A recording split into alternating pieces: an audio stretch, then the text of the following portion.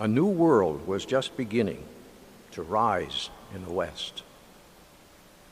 Old English ideas were being hammered into a new shape. This revolution was not about British right, but about human rights. Who could have predicted the ideas proclaimed in the American Declaration of Independence would become a beacon for the world? We hold these truths to be self-evident, that all men are created equal, that they are endowed by their Creator with certain inalienable rights, that among these are life, liberty, and the pursuit of happiness. This first of American papers of state declares not only that governments are instituted among men, deriving their powers from the consent of the governed, but it also appeals to a higher authority. We Americans are called and graced by God to bring our country and our world back to the vision our Creator had before human injustice marred his prototype. God calls us, as he called the patriots of 1776, to shape society in the image of his creative design. It's our obligation to protect religious freedom, not only for ourselves, but for all nations and people who yearn to be free. Our Catholic social teaching equips us as citizens to wholeheartedly participate in our democratic government, but also to evangelize our society about the truth and dignity of the human person.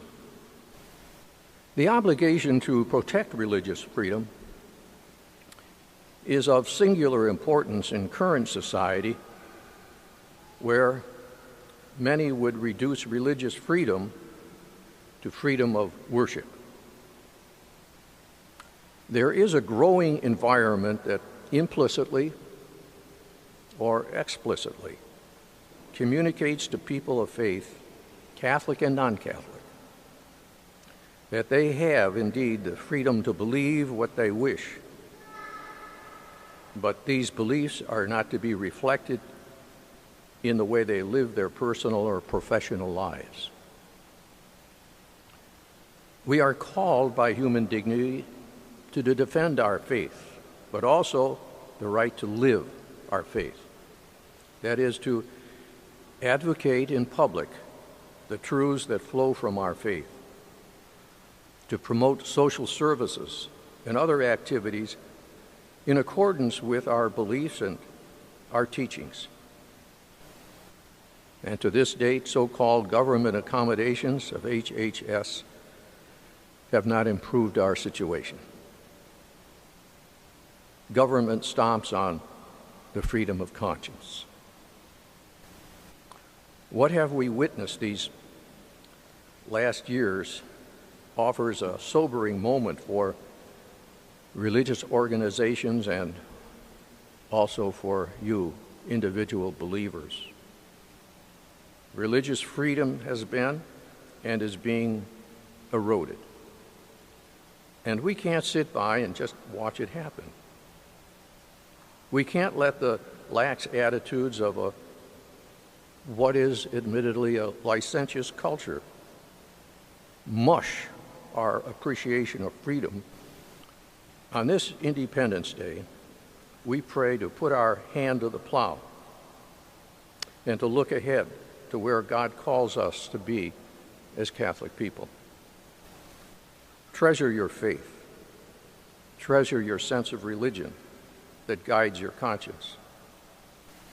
On this holiday, think not only of the Declaration of Independence, but think of the Beatitudes. Not only the good life, but gospel life.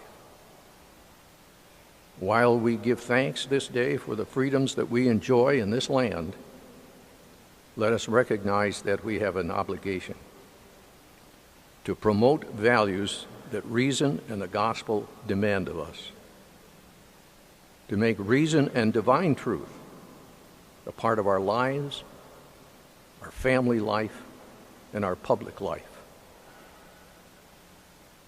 Let us live like who we are, children of God and of citizens of this great nation.